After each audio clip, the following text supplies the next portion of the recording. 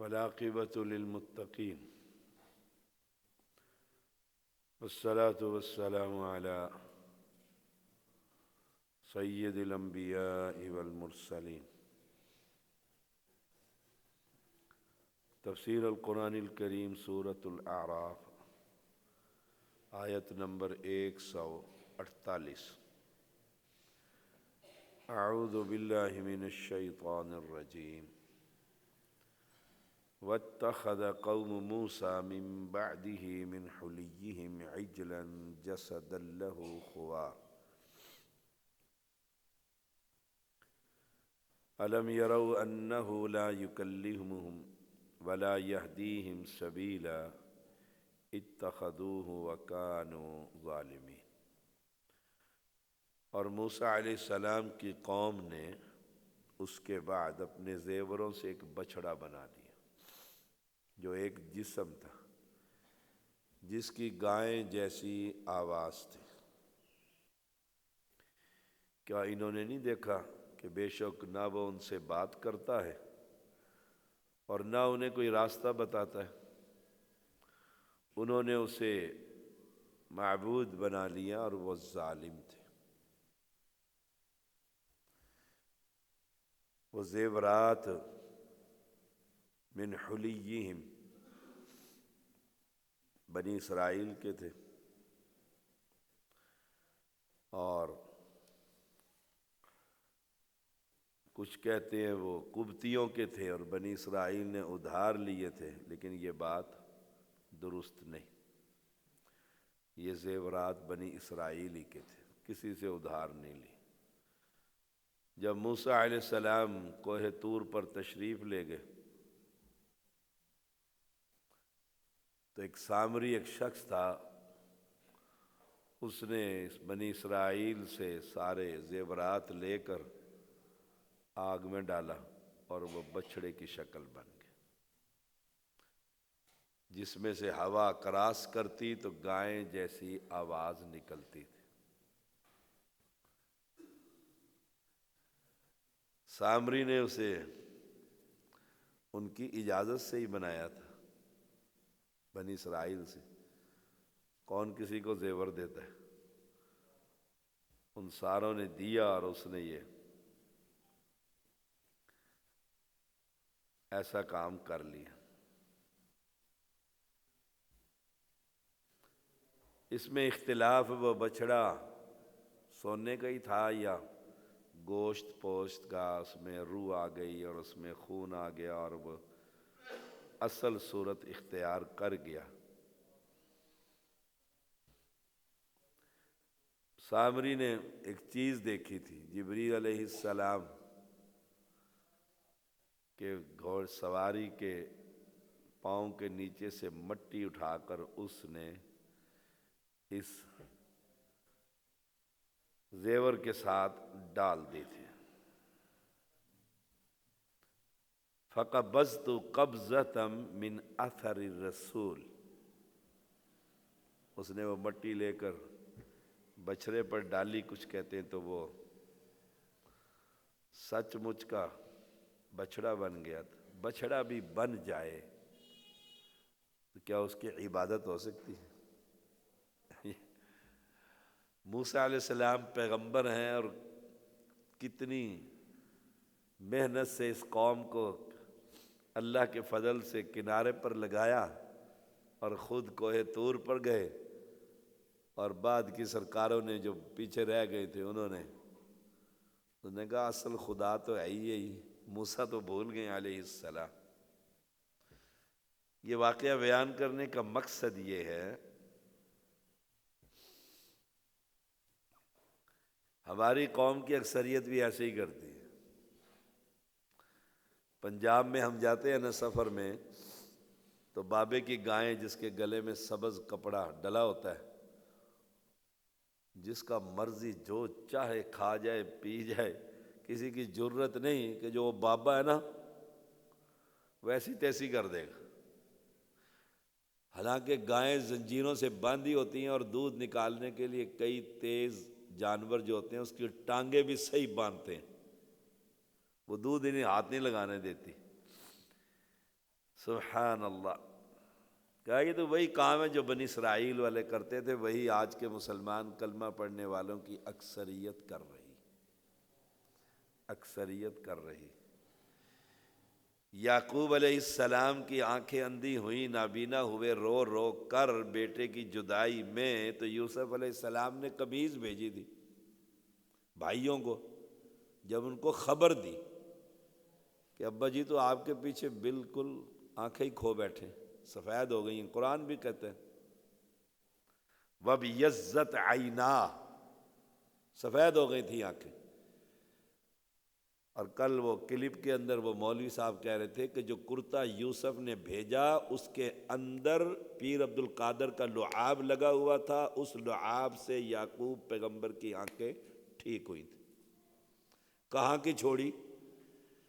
وہ تو بڑی چھوڑتے. اس نے کہا ٹھہرو، تم تو بہت چھوٹی چھوڑتے ہو. میں تو یعقوب علیہ السلام کی آنکھیں بھی پیر عبد القادر سے ٹھیک کروا دیتا ہوں. سبحان اللہ، لا الہ الا اللہ.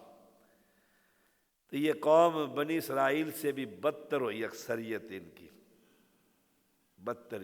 اور آج ایک اور یاد آ گیا. آج ایک اور میں دیکھ رہا تھا، توحید کی تلاش کرتا رہتا ہوں ان لوگوں کے عقیدے کی. اس نے اللہ تعالیٰ نے پیر عبد القادر جیلانی کو بلایا، یہ بھی انڈیا کا مولوی ہے. کہا اوپر بلایا کہ دیکھو میں نے آسمان بنایا، امن خلق السماوات والارض. ایک آسمان دیکھا، کہنے لگے ہاں صحیح بنایا. لا الہ الا اللہ، لا الہ الا اللہ. یعنی کفر کی کوئی حد ہے؟ اللہ اپنی مخلوق کو دکھائے گا کہ بھئی دیکھو صحیح ہے کہ کوئی جونیئر سینئر کو نہیں دکھاتا ہوتا کوٹھی بنائی ہے. ہمارا یہ مسجد کتنا بڑا مرکز اللہ نے بنوایا، اصل ٹھیکیدار نے بنایا. تو وہ اب کوئی بھی اس کو ٹھیکہ مل تو وہ کہتے ہیں جاؤ G11 میں دیکھو میں نے 4 منزلہ اللہ کا گھر بنایا، دیکھو کتنا خوبصورت. وہ آتے تو کہتے ہیں ہاں. جو سینئر آتے وہ کہتے ہیں ہاں اگر اکٹھی بناتے تو بیچ میں پلر نہ آتے. اللہ نے آسمان بنایا تو مولوی کہہ رہا ہے اللہ نے اس کو دکھایا پہلا آسمان، دوسرا، تیسرا، چوتھا. جب چوتھے پہ گئے نعوذ باللہ نقل کفر نہ باشد، کہتے ہیں اللہ کا پاؤں پھسل گیا اور اللہ گرتا ہی چلا گیا. چوتھے سے گرا تو پہلے کے قریب پہنچا تو پیر عبد القادر نے ہاتھ ڈال کر اللہ کو پکڑ کر کھڑا کیا. اس دن سے پیر عبد القادر کا نام دستگیر. اور سامنے سارے گونگلو بیٹھے ہوئے کہہ رہے ہیں سبحان اللہ، کیا کمال کی کرامت تھی. میں کہتا ہوں مسلمان ہی رہا، کافر ہو گیا. اللہ کے شان میں تکاد السماوات یتفطرن من، آسمان نہیں پھٹتا، زمین شک نہیں ہوتی. اور ہم اس کفر کا رد کرتے کرتے زندگی گزر گئی علماء کی. یہی کام بنی اسرائیل کا اور یہی کام ان کا. کتنی گائیں ہیں جو بیچاری ایسے منہ کر کے مالک کی طرف دیکھتی ہیں، بول نہیں سکتی کہ بھوک لگی اور پیاس لگی. یہی بات اللہ نے یہاں کہی الم یروا انہ لا یکلمہم ولا یہدیہم سبیلا. دیکھتے نہیں ہو، وہ تو بات ہی نہیں کرتا ہے، معبود بنا لیا تم نے. اور موسیٰ علیہ السلام سے تو اللہ بات کر رہا ہے، وہاں موسیٰ کلیم اللہ ہے. لا یکلمہم، یہ تم سے بات بھی نہیں کرتا اور تم اسے پوجا پاٹ شروع کر دی ہے. ولا یہدیہم سبیلا، اور نہ تمہیں کوئی ہدایت کا راستہ بتلاتا. بیچارہ وہ جانور بھی میں دیکھ رہا تھا وہ ایک ہندو گائے کو کہ پیشاب سے منہ بھی دھو رہا ہے اور جسم بھی دھو رہا ہے. وہ تھے پجاری ہندو جانوروں کے. مسلمان تو نہیں جانوروں کا پجاری ہوتا.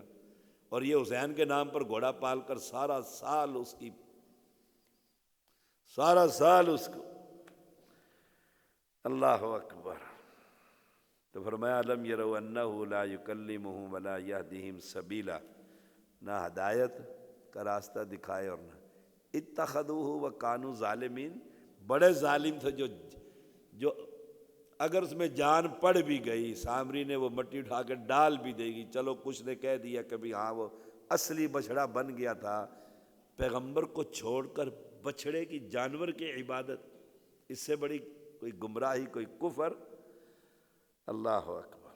ولما سقط فی ایدیہم ورأوا انہم قد ضلوا قالوا لئن لم یرحمنا ربنا ویغفر لنا لنکونن من الخاسرین۔ جب وہ پشیمان ہوئے نا، موسیٰ علیہ السلام آئے اور دیکھا، اور یہ ہم کیا کر بیٹھے، گمراہ ہو گئے ہیں۔ اب وہ کہنے لگے یقیناً اگر اللہ نے رحم نہ کیا اور نہ بخشا تو پھر تو ہم گئے، خسارہ پانے والوں میں سے ہو جائیں گے۔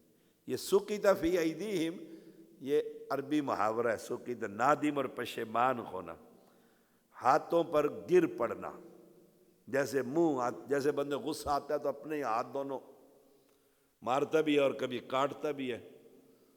جو اتنے وہ انہوں نے کہا ہم یہ کیا کر بیٹھے، یہ کیا کر بیٹھے، اوہو، بے اختیار۔ موسیٰ علیہ السلام ہارون علیہ السلام کو چھوڑ کر گئے تھے کہ انہیں اللہ کی توحید سناتے ہی رہنا۔ یہاں یہ بات بھی ثابت ہوتی ہے، کچھ لوگ کہتے ہیں نا شاہ صاحب ہر وقت توحید ہی بیان کرتے رہتے ہیں، عقیدے کی کتابیں ہی مرکز میں پڑھائی جاتی ہیں، باقی مسائل کم ہوتے ہیں۔ یہ دیکھو، پیغمبر توحید سمجھاتے سمجھاتے قوم کو لے کر آئے اور چلے گئے اللہ سے جا کر تورات کی تختیاں لینے کے لیے، پیچھے ہارون کو بھی چھوڑ کے گئے سمجھاتے رہنا، اور تھوڑا سا وقفہ ہوا تو بچڑے کی عبادت، تھوڑا سا وقفہ کیا تو بچڑے کی پوجا پاٹ۔ سبحان اللہ۔ اب وہ پھر دعا کرنے لگ گئے اور انہیں یقین ہو گیا قد ضلوا، ہم تو گمراہ ہو گئے۔ سارے کہنے لگے تو نے رحم نہ کیا، پھر آئے اللہ کی طرف، اے رب ہمارے، اور تو نے نہ بخشا ہمیں، تو پھر تو خسارہ پانے والوں میں سے ہو جائیں گے۔ اور اس کا ذکر، پھر آخری بات آج کے لیکچر کی، اس کا ذکر قرآن میں جب انہوں نے اللہ سے معافی مانگی نا، توبہ کی، تو پھر توبہ کی صورت کیسی تھی وہاں پر؟ فتوبوا الی بارئکم، توبہ کرو اپنے رب کی طرف۔ کیا کیا؟ اللہ نے کہا فاقتلوا انفسکم، قتل کرو اپنے آپ کو۔ توبہ کی یہ صورت بنی تھی، اپنے آپ کو قتل کرو۔ جو ہم بچھڑے کے مجاور بنے بیٹھے تھے نا، دیکھو یہاں بھی مجاور بنے بیٹھے، سارے ہر طرف مجاوروں کے۔ اور جو لوگ مجاور نہیں بنے تھے وہ اٹھے اور انہوں نے تلواریں پکڑ لی، ہتھیار خنجر پکڑ لیے، اور اللہ نے پھر سخت اندھیرا کر دیا، لگے پھر ایک دوسرے کی صفائی کرنے، صفائی۔ فَاقْتُلُوا أَنفُسَكُمْ، 70,000 افراد قتل ہوئے، پھر ساری قوم ہی گئی نا، پھر ان کی توبہ قبول ہو گئی۔ ابن عباس رضی اللہ تعالی عنہما کا یہ قول ہے کہ 70,000 افراد قتل ہوئے۔ پھر آج بھی اگر اللہ کی توحید آپ بیان کریں گے نا تو یاد رکھیں صفائی اسی طرح ہی ہوگی۔ جن کے پلازے بن رہے ہیں، چل رہے، جن کی اولادیں مریدوں کے نذرانے پر پل رہی ہے، جب آپ کہیں گے یہ حرام ہے، وہ آپ کو چھوڑیں گے؟ سبحان اللہ و بحمدہ، سبحان، کہیں گے سب سے بڑا گستاخ اور دشمن یہی ہے۔ کیوں؟ اصل ان کا راستہ جو بند کیا، پیغمبر علیہ السلام نے جب وہاں پر توحید کی دعوت دی، ان کے راستے بند کیے، تو صادق اور امین کہتے ہوئے بھی آپ کو قتل کرنے لگ گئے۔ کیوں؟